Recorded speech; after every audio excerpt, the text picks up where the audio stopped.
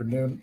I just wanted to make sure the court's prior ruling on this matter you understood and you were clear on. When you're testifying, you are not to testify about any opinions that you have concerning whether your family members or your mother may have committed a crime. Do you understand this? Yes. Does the defense or state wish for there to be any further instruction from the court that does not otherwise cover the substance of the ruling? Yes, sir. Please, when yours. Folks, this is Robert Adelson. For The everyone estranged together, again, as you are watching the evidence and testimony, please remain quiet. If you need to speak with each other, please do so silently or step out in the hallway. There should not be any murmuring happening whatsoever as the witnesses are testifying. Please bring them in. He got away from the family, and he got some stories to tell.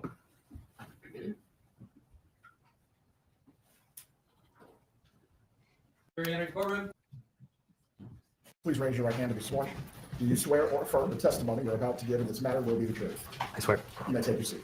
Please speak loudly and clearly. You can adjust the microphone as needed. Yeah, put on your seatbelts. Thank you. Could you tell us your name and spell your name for our court reporter, please? Sure. Robert Todd Adelson, Adelson. Thank you. And what state do you currently live in? New York. And how long have you lived in New York? 13 years. Okay, so since maybe 2012? Yes. All right. What do you do for a living in New York? I'm an ENT. Okay, so you're a nose and throat doctor? Yes. And how long have you worked as an ENT? For 20 years. How do you know the defendant in this case, Donna Adelson? She's my mother. And Harvey Adelson's your dad? Yes. Wendy and Charlie Adelson are your siblings? Yes. Okay. And where did you grow up? In Coral Springs, Florida. Is that a bit north of Miami? Yep. About how long of a drive? About an hour north of Miami.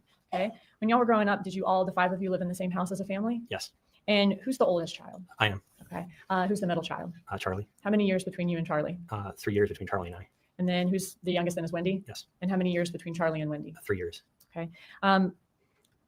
When you were 18, did you move out of the Coral Springs house? Yes, when I went to college. Okay. And did you go to college at University of Florida? I went to Tulane. Oh, thank you. Okay. Did you live in Gainesville at some point? I did, yes. Okay, thank you. So after you went to college at Tulane and then went on to med school, went on to residency, throughout those years, did you continue to talk to your parents and your siblings on a regular basis? Yes. And would you see them a couple of times a year? Yes. When you were in school, would you go home for the summer? Yes. Based on your personal observations throughout your life of your parents and of your siblings, who is the leader in the family? Who tends to run the show? I think my mom. Okay, so Donna Adelson? Yes. Would you describe Donna Adelson's personality as being more controlling or more laid back? I think more on the controlling side. What about, is she kind of a more assertive person or a more passive person? More assertive. What about your dad, Harvey Adelson? What's his personality like? I think he's more passive, more go with the flow. Okay. So they're kind of opposites in that way a bit? Yeah. When you and your siblings were growing up, was Donna Adelson a very involved parent? Yes. And when I say involved, as far as with your life and with your friends and with school and that type of thing? Absolutely. Did she have certain fixed ideas throughout your life of certain things she wanted to happen in you and your siblings' life? Yes, absolutely. Was it acceptable if you decided to not do those certain things that she was fixated she wanted you to do? Was that acceptable to her or no? No, I think she had certain sort of rigid, fixed ideas or impressions for what she wanted for us. And if you went along with that, things were fine. If you didn't, things were not fine. Did she have strong opinions about who you all married and what you all did for a living and those types of things? Yes. And you're obviously a doctor. Was that an acceptable profession to her? Yeah, that was okay. Okay. And was that one of the reasons you became a doctor? Yes. Okay. How involved was Donna in yours, Charlie, and Wendy Adelson's life after you grew up, became adults, and had kids of your own? I think still involved. Was she more involved with your life, Charlie's life, or Wendy's life, would you say? You're probably more involved with Wendy and probably to a lesser degree with Charlie. Okay. And then would you be she's the least involved with your life out of the three? Yeah, probably because I was older, but sure, I agree. Okay. So you're the oldest child. You're out of the house before the other two? Yep. Okay. And then you also lived other places after you went to college throughout the rest of your life? Yes.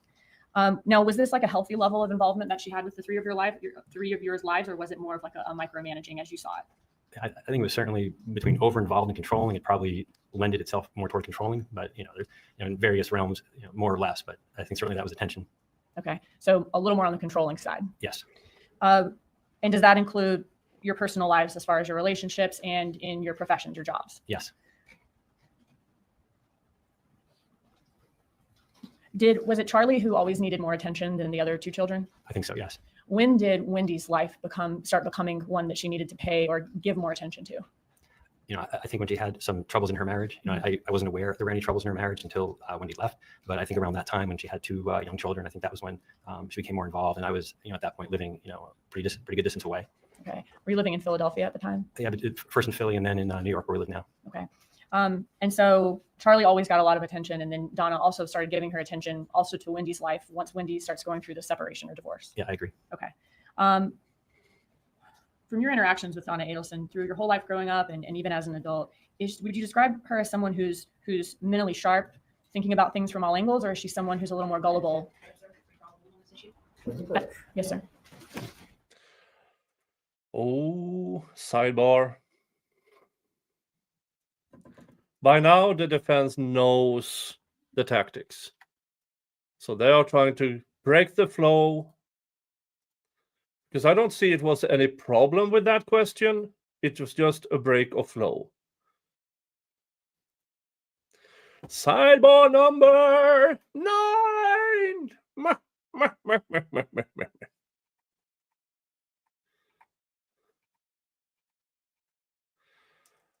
Oh, that's a stare. Donna does not like that Rob is up there. Skipping ahead.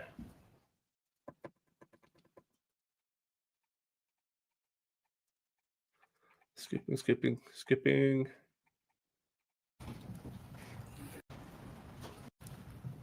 Objection is sustained. You may continue with your examination. Okay. Were Charlie and Donna Adelson dependent on each other or pretty independent from each other? I would say Charlie was probably somewhat dependent on my mom to help him out with organizing stuff, his dental practice. I think he probably relied on her a lot. Okay. And you mentioned the dental practice. When you were growing up, who owned the dental practice? My dad. Okay. And throughout your life, was Donna Adelson in charge of the money at Adelson Institute? I wouldn't know the inside workings of it, but I always remember my mom like signing the checks and writing the checkbook at the table, like when I was back in middle school or high school. So.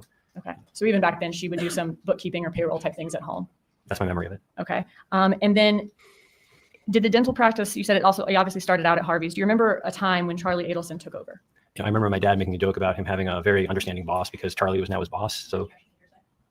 Do not testify to what others have stated out of court. You may testify as to your knowledge, but not what someone else specifically said. The objection is sustained. You may continue. I understand you were telling us how you remember that, but can you just tell us around what year do you remember that happening? Around 2012, Charlie purchased the practice. Okay. And then was there a time that you remember Charlie somehow selling it back to Harvey? Harvey Adelson is then becoming the head of the practice again. I will permit you to answer the question if you have knowledge of this matter. My memory of that was sometime in like fall to winter of 2015 to 16, somewhere right around there. That's my memory. Okay. So fall to winter of 2015. Turning into 2016. That's my memory. Okay. Now, you mentioned Donna Adelson doing payroll at Adelson Institute throughout your life. If someone were to ask Donna Adelson, or if someone asked Donna Adelson to do something, is she the type of person that just snaps to it, or does she have some questions first? This is not very motion. You may answer the question. No, I don't think she would just snap to and do what someone told her to. Okay.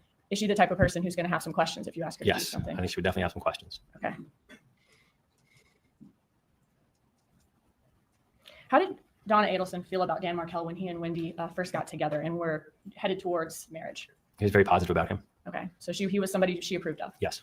All right. Oh. And how did that change as Wendy and Danny's relationship soured? They ended up moving towards divorce. So I really only heard anything bad about Danny after Wendy moved out. I didn't hear anything bad about him prior to that date.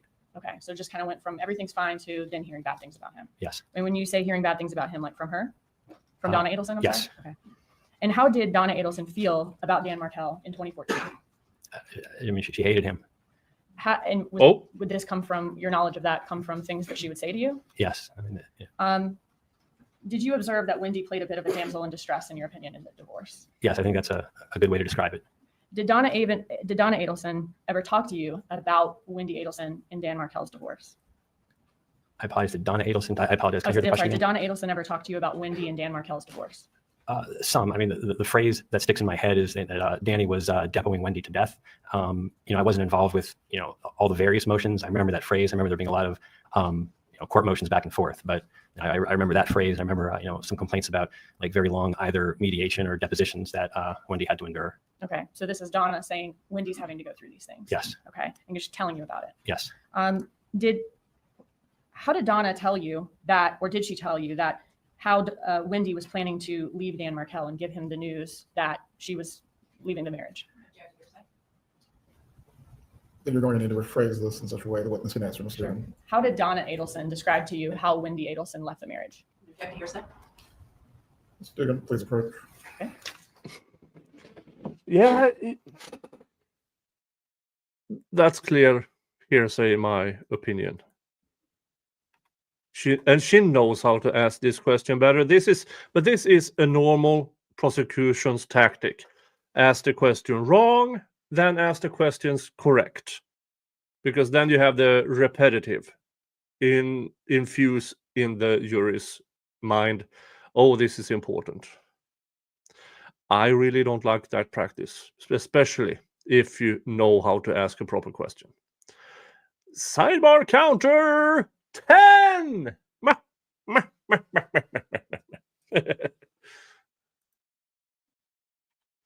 Yeah, the defense knows that Rob's testimony is very damning and will not, maybe not just yet, but it will be. The plan for Wendy. What did Donna Adelson tell you about the plan for Wendy Adelson to leave the marriage?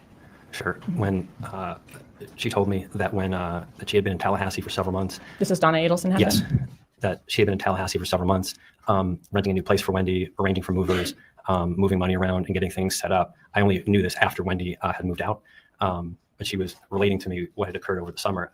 And so I heard this all at once, but probably 5-6 days after Wendy had moved out, and then told me that somewhat gleefully or pleased that they timed the phone call to Danny right before he was supposed to give a speech at the meeting he was at. Okay, so a couple questions about that. You said Donna said that she had been up here in Tallahassee moving money around and getting things ready for Wendy. Do you mean for when Wendy moved out and needed a place of her own? Yes. Okay, and what did Donna tell you that she did to try to, I guess, hide the fact that they were renting a place for Wendy? I remember her saying she had used her maiden name, so there wouldn't be an Adelson up here renting, or hiring movers or such. And just so like word of mouth wouldn't get around that Wendy Adelson was renting an apartment, something like that. Sure. Okay, so they used Donna's maiden name. Yes. Donna did. And then you said that their plan was for Wendy to call Dan Markel as he was getting on stage, or right before he got on stage, to give a speech at a conference. That's what I was told. Okay. And what was Donna's demeanor when she was describing this plan to you about how she was able to set up this place for Wendy to live in? Everything was ready for her, and then this is how she gave Dan the news. I think she sounded. Donna's the one who gave the news. If not, then I believe the question was, what was her demeanor? You may answer the question.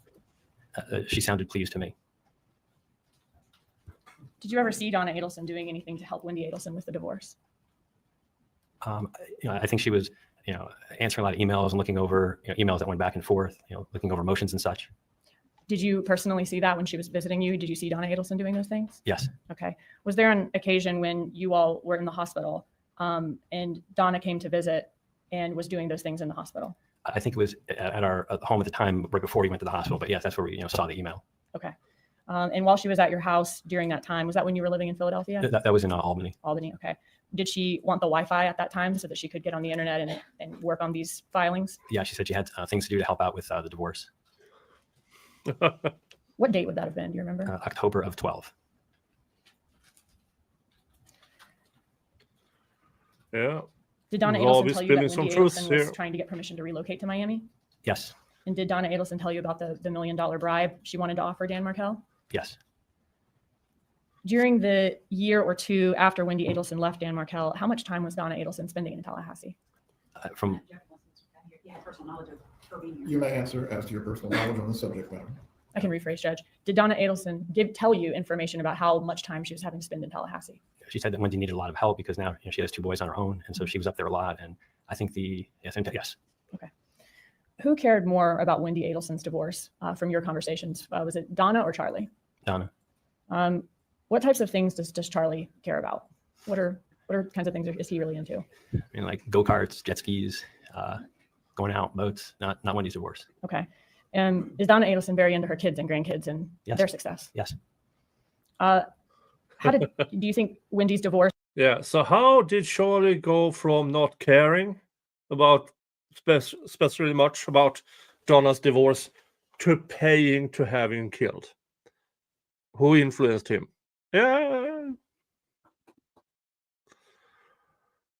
Yeah, Charlie. You did your family a favor, and now you're serving life in prison for it.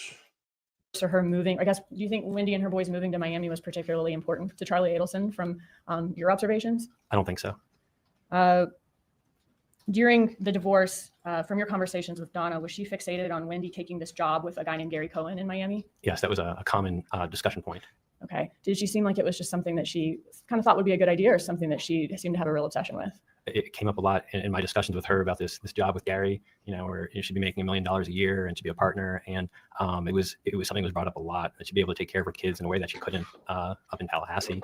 And then it was probably the one thing that she mentioned to me. The only time I heard any anger after the murder had occurred was that I asked, is Wendy going to go work for Gary now? And she told me that. Did the job end up not working out? As far as I know, it didn't. Okay. And that you heard some anger from Donna when that happened? She said that his partners wouldn't let them hire her until they. Okay.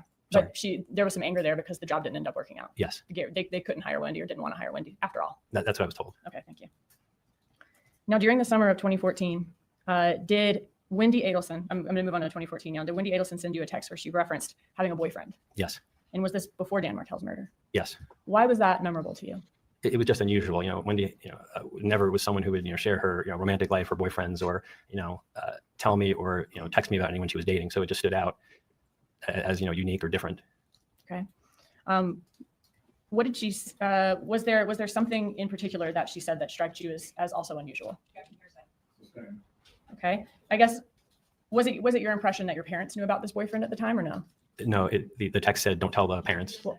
Members of the jury, you are to disregard the last response of the witness. May I approach, Judge? You may.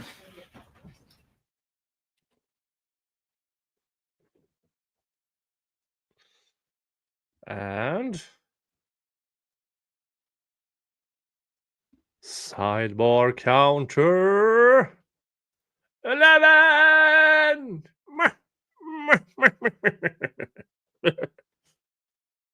Jesus Christ.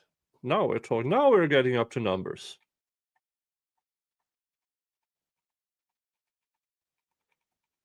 Asking you about. You may continue your examination, student. Okay, so I was asking you about this text that you received from Wendy Adelson. Can you tell me about this text? Sure. She texted me that she was going to Gainesville for the weekend, and this was 2014. So I last lived in Gainesville about 3 years prior to that. Mentioned that she wanted that I mentioned the name of Jeff. I asked who was Jeff. The response was my boyfriend.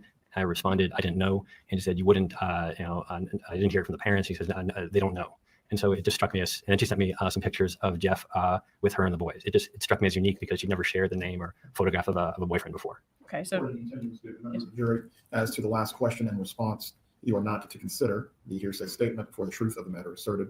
You may continue. okay, so it was unusual for her to talk to you about boyfriends at all. Yes. But you also felt it was unusual that she's telling you about this boyfriend when even your parents don't know about him yet. Right. And she was closer to her parents at the time than you. Correct. Okay. What date was that text message sent? The very end of June, like 26 or 28 of 14, that last weekend. Okay, so it was prior to 4th of July weekend. Yes. Okay. And do you remember where in those photographs Wendy is with her sons and Jeff? Like Wacola Springs, something like that. Okay. They're in front of a board that said that. And did you let her know you wouldn't mention him to her parents or to your parents? Yes. Yeah, this relationship she had with this Jeff person sounds very similar to I need to have an alibi. Where can I find a gullible guy to date for a while?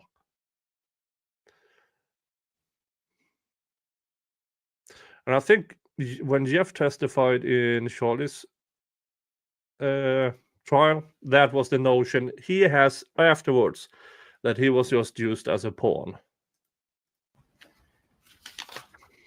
Did that strike you as so unusual that after Dan Martell was murdered, you felt, I guess, compelled to tell police, like, hey, I heard she has this boyfriend she hasn't told anybody about named Jeff?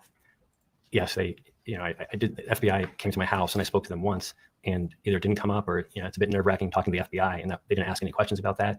And then, I guess over the ensuing week, I'd heard about like this Prius and this, this unsolved murder.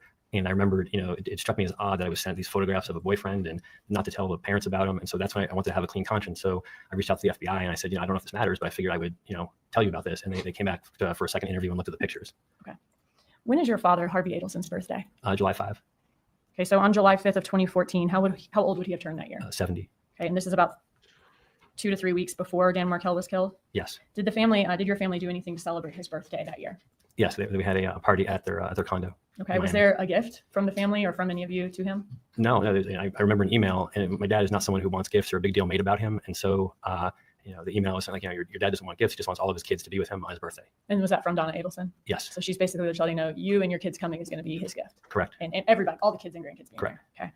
Okay. Did the family ever discuss going on a cruise? No, not with me. When a birthday gift is given for somebody in the family, does Donna Adelson typically say, we're going to get him this, everybody owes this much, everybody's going to pay a third or whatever it is? Yeah, if there was like a big gift we're getting, or they said, we're getting this for someone, and you can be part of it, that was not uncommon. Okay. So tell us about the party. You said it was at the Continuum. Yes, at their apartment. Okay. So is that like a condo building in Miami? Yeah, on Miami Beach. Okay. On Miami Beach, like South Beach? Yeah. Okay. And is it a secure building? And it's very secure. It was, we were staying at a hotel down the street, and there was like, armed guards, and, apparently there's a lot of celebrities that live there. It was a very high, very secure building. Okay. And these celebrities that live there, were they people that you knew of? I mean, you knew who they were? Sure. Yeah, A-Rod. Did these people have kind of guards of their own too in the building? I don't know. Oh, okay. So the guards that you saw were the guards in the front. Yes. All right. Had your parents, how recently had they moved to the Continuum? I got the idea. It was certainly less than a year. Like, I don't remember exactly, but seemed like they said they were going to try living down in South Beach to see if they liked it for their retirement. And so it had to be sometime, before, because they were pretty well moved in there. But I don't remember the exact time, but if I'm guessing, like maybe 6 months before or something like that. Okay. So by the weekend of the party, July 5th, are they like fully moved into their Yeah. condo there? Yes. Okay. And are they living there full time from what you know? It seemed like that, but I couldn't. I know they still own the house in Coral Springs, so I don't know if they're just there on the weekends, but I couldn't say definitively. But it looked like they were living there fully. Okay. Was his party on his actual birthday or another day of the week? No, on his actual birthday. All right. Was your brother Charlie there that weekend? Yes. Wendy and her sons, were they there? Yes. Was the party catered? Yeah, there was. Yes. What type of food did you have? There were like past hors d'oeuvres, and then there was a paella chef on the balcony. Okay. Was the party a surprise for Harvey? No. So you were never told, don't tell him about it, it's a surprise, No. anything like that? Don't tell him. Were you not supposed to tell him anything about the party that was a surprise? No, there was nothing about a surprise birthday. Was there ever a time in the weeks leading up to the party that you heard that the party may be canceled for any reason? No, never. All right. So how did you first hear about Dan Markel's murder? I heard the day after the shooting occurred. So that would be Saturday, July 19. I was at a meeting in Chicago, and I think I got a phone call first, and that I was in a meeting, and so I just said can I call you later? And then I got a text message shortly thereafter, like right before 10 in the morning, that said like, tragedy here, please call. And are these from Donna Adelson? Yes. Okay. So were you able to call her that morning from the conference in Chicago? Yeah. So I walked out and went to the hotel lobby and just hit call. Okay. And tell us about that conversation with her. So it's one of those moments that you'll just remember forever. So I remember being in the lobby of the Westin, and I assumed something terrible had happened, and but I wasn't ready for it. She said, so we just want to let you know that Danny's been shot, and they took him to the hospital, but he didn't make it. And it didn't make any sense. And I probably asked like a few medical questions, and they said they're driving up to go help Wendy, and we'll talk to you later. We can't talk now. Okay. Was she crying in that conversation? Not in Donna that Adelson? conversation. Sir? No, she was not. Okay. It was very matter of fact. Did she ever give you any further detail that weekend about how he'd been shot, or other than just Danny was shot and he didn't make it? I think it was the next day. So the only really other time that I spoke with him that weekend, I was in the airport going home like Sunday afternoon. So it was definitely the next day. And, it was the first time I could actually have any kind of conversation. And, one of the things that she told me is, it bothered me, but I didn't have any other details about, but she said that, someone went to the front door and said, "Are you Dan Markel?" and then shot him. And then I said, "Well, how could you know that? Who's telling you that?" And she said, "Well, that's just what they're telling us." And Okay. So she said someone told her that someone knocked on Danny's door, said, "Are you Dan Markel?" He said yes, and the shooter shot him. that's the story I heard. And, later we found out that wasn't what happened, but that story bothered me a lot because there's only one way you could hear that story. Was she crying when she told you that Oh,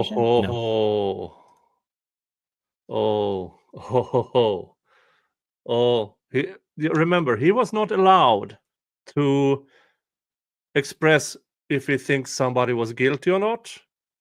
But it seems like he found a way around that. There's only one way to know that. And I agree. Maybe that is how it was supposed to go. But it didn't go that way, and Donna didn't know. Huh. You mentioned earlier that law enforcement contacted you after Dan Markel's murder. Did they contact you to try to see if you knew any information? Yeah, they came to our house. I was already at work, and so they talked to my wife. It had to be a Wednesday or Thursday, so I was already at work. And is this your house in New York? Yes. Okay. And did you end up talking to law enforcement and letting them, answering their questions, letting them know what you knew? Yeah, they came to my office the next day, and we with 2 agents, and we had an interview. Okay. After that conversation with, you said it was the FBI earlier, right? Yes. Okay. After that conversation with the FBI, did Donna Adelson ever say anything to you about having talked to law enforcement or the FBI? It was either that afternoon or the next day, but and she called me and said, I just want to let you know, if the police come around, don't talk to them. Okay, so she told you not to talk to law enforcement. Correct. Did you let her know that you already had talked to law And I enforcement? said I already did. What did she say to that? She said, "Oh, well, you don't know anything anyway." You don't know anything anyway? Correct. Was that an unusual statement coming from your mother? Yeah, everything that week was unusual, but I clearly didn't know anything, but I wasn't going to not talk to the FBI if they show up at my house. Wow. Whoa. Yeah.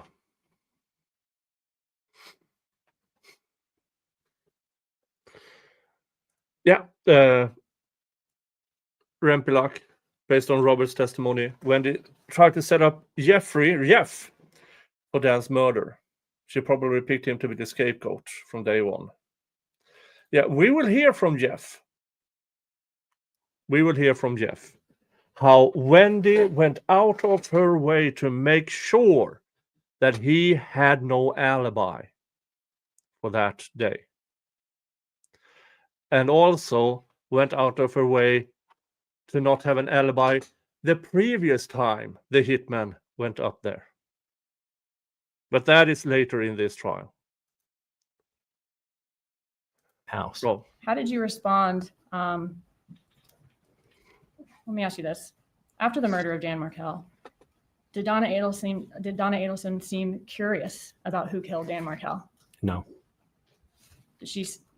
Was there a complete lack of curiosity? Yeah, nobody seemed curious. Did you actually ever ask her, like after the murder, like, hey, like, what do you think happened? What do you? Yeah, and conversations were kind of rerouted, or that was certainly discouraged. And it was probably like maybe sometime like mid-August, when I finally had a chance to ask and say, what is going on? This was not a small event. This was getting a lot of notoriety. And I said, what do you guys think happened? And she had said, I don't know and I don't care. It doesn't concern me. Was that out of character for her to not be curious and not be asking some questions? Yeah, it was an unsolved murder of my former brother-in-law, like someone that we all know very well. If it was like some neighborhood gossip, people would be interested. This was like national interest, and nobody had any curiosity about who did this to Danny. Is a person, you mentioned that not only is it your brother-in-law, but it was like national news at that point as well. Yes. And regardless of it being national news or not, is a person dying from gun violence an extremely unusual thing to happen in your family?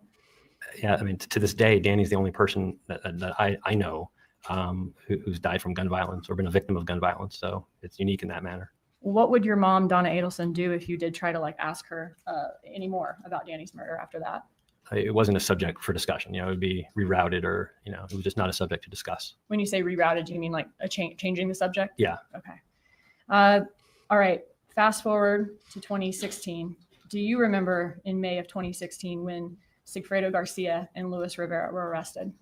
Yeah, I do. I actually saw it in the OR lounge. Someone told me about it. It had to be like a Wednesday, and And you were in the like the operating room yeah, lounge, it was and the someone lounge. told you about Yes, it. if someone else, because Okay. stories like this people see on Twitter or such, and I remember someone telling me like, hey, did you hear about that the case, because it's more than one person had followed it, and I saw it, and then that was on the 26th, and I remember the dates because our anniversary is on the 28th of May. My wife and I were like, should we call them? Like they arrested some guy who killed Danny, and When you say them, you mean like should we my call parents. my parents? And Yes. yeah, okay. So it was big news that even people you work with were seeing that there were finally some arrests made. right. Okay. And that was 2 days before your anniversary, you said? Yes. Okay. So did you and your wife eventually talk to your parents? We did. Like we thought, like, should we call them? And we figured, if they wanted to call us, they would call us, and then they did. And so we figured, well, they'll call us on our anniversary, and so we can just sit tight. And I'm sure it's pretty stressful. And this guy was arrested in Miami, and so they called us on our anniversary, which was the 28th. Okay, so that was 2 days after the arrest, I think. 2 days after I found out. Yes. 2 days after you found out. Thank you. So on the 28th, did you talk to Donna Adelson? Yes. All right. And when she called you, was she telling you the good news that Danny's killers were arrested? No, I just called us for anniversary, and wished us well, and had some small talk for a bit. I kind of let it go for a little bit. I mean, this was not small news, and so I finally broached the topic and said, they found the guy, they arrested someone who killed Danny. There's no response, and I said it, at least 2 or 3 times that they arrested, they made an arrest, they got the guy who killed Danny. Yeah, and then her response was, I've got to go. And then did she hang up the phone after that? Yes. And did you ever talk to her about it again ever after that? No. Just a second.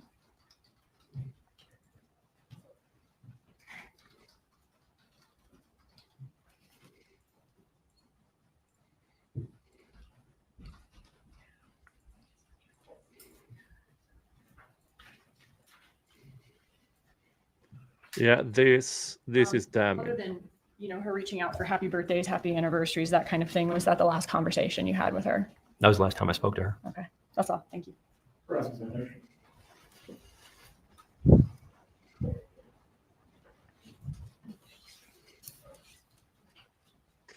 That is damning. That is. Now, is it direct evidence of guilt? No, but it's circumstantial evidence. What you call it? It's evidence of guilt. Just like the trip to Vietnam to get away. Yeah, this is probably the most damning evidence or damning testimony this far against Donna. Good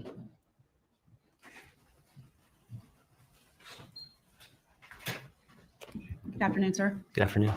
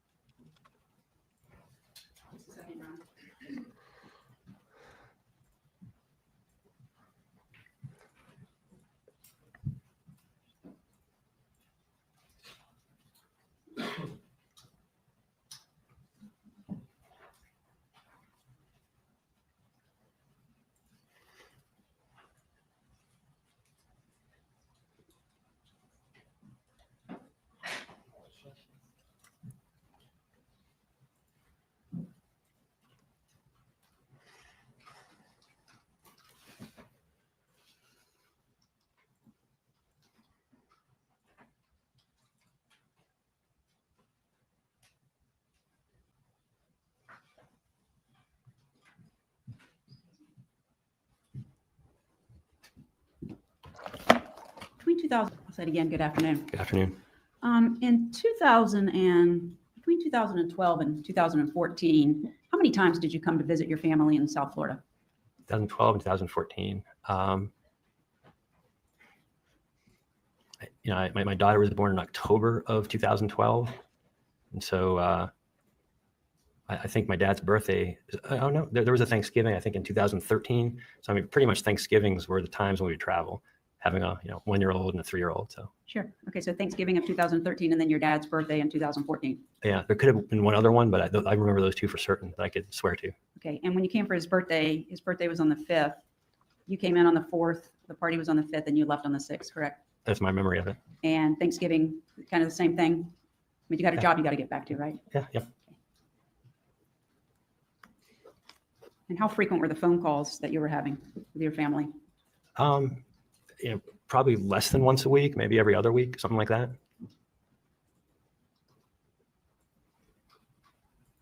And when I say family, I think I'm referring to Donna. Sure. Now, you were here on the 5th for your dad's birthday. You said you went home on the 6th. Yep. And Danny Markell was brutally murdered on July the 18th of 2014. That was in the summer. Correct. Recall that? Yes. And when did you arrive in Florida to be with your family?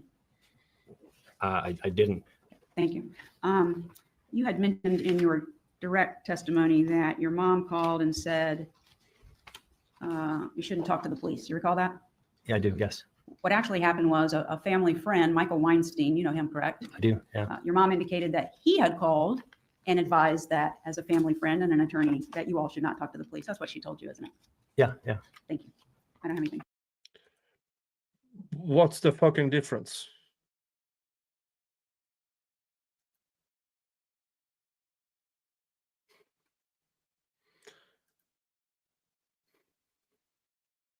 Now, you generally you should lawyer up before you talk to the cops or the FBI. But Mr. Weinstein, not related to Doug, he's not Robert's attorney. He was Donna's at the time.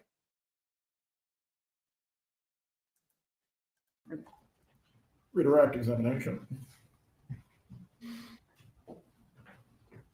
Yeah, I mean, this is smart from the defense because they know they can't get good things out of Robert. Because remember, this is what he is allowed to testify about. And they can't really get anything good from him. So short, concise, make a few points, sit down, shut up. You may step down. And that was the end of Robert's testimony.